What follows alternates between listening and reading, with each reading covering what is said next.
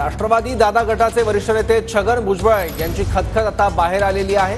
लोकसभेसाठी दिल्लीतून माझं नाव फायनल झालं होतं असं भुजबळ यांनी म्हटलंय।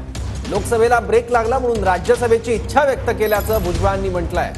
शरद पवारांनंतर मी वरिष्ठ नेता आहे असंही छगन भुजबळ यांनी म्हटलंय। तर जरांगेंनी 288 जागांवर उमेदवार उभे करावे असं देखील भुजबळांनी म्हटलं। जरांगेंच्या रूपात देशाला नवा नेता मिळेल, त्यांना शुभेच्छा। जरांगेंच्या भूमिकेवर भुजबळांनी हा खोचक टोला लगावलाय।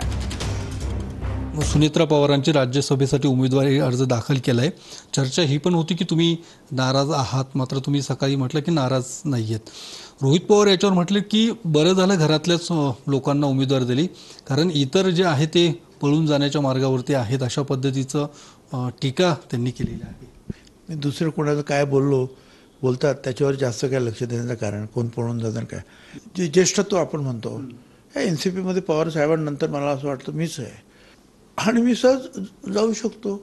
बरं, मला देऊ केलं होतं,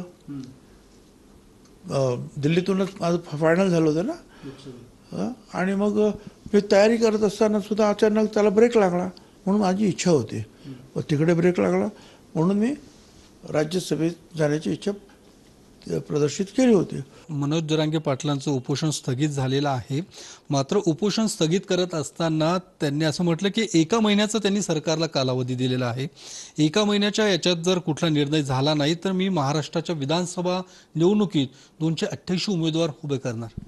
अतिशय चांगलं आहे की ते सगळ्या ठिकाणी जे आहेत उमेदवार उभे करणार म्हणतात आणि त्यांनी ते करायला पाहिजे आहे। मी स्वतः त्याचं स्वागत करतो की त्यांनी ते करायला पाहिजे। 288 ठिकाणी त्यांचे उमेदवार उभे राहिले पाहिजेत। त्याचा फटका बसेल असं नाही वाटत या सगळ्याची, कारण लोकसभा निवडणुकीत जरी एक नवीन लीडर तयार होईल, एक नवीन नेता देश पातळीवर तयार होईल ना। एवढे 288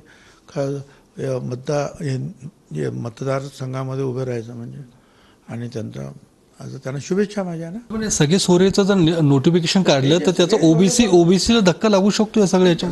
आम्ही पण अभ्यास करतोय काय, आणि सगळेच अभ्यास करतोय। त्याच्यामध्ये वेग असं काही राहता कामा नये। आहेत त्याच्यामध्ये असे काही मुद्दे आहेत की जे वेग आहेत असे आम्हाला वाटतात, तर आम्ही त्याचं जे आहे विचार करतो की याचा काय परिणाम होणार। कॅमेरामन अनिकेत सह योगेश बोरसे, TV9 मराठी, पुणे।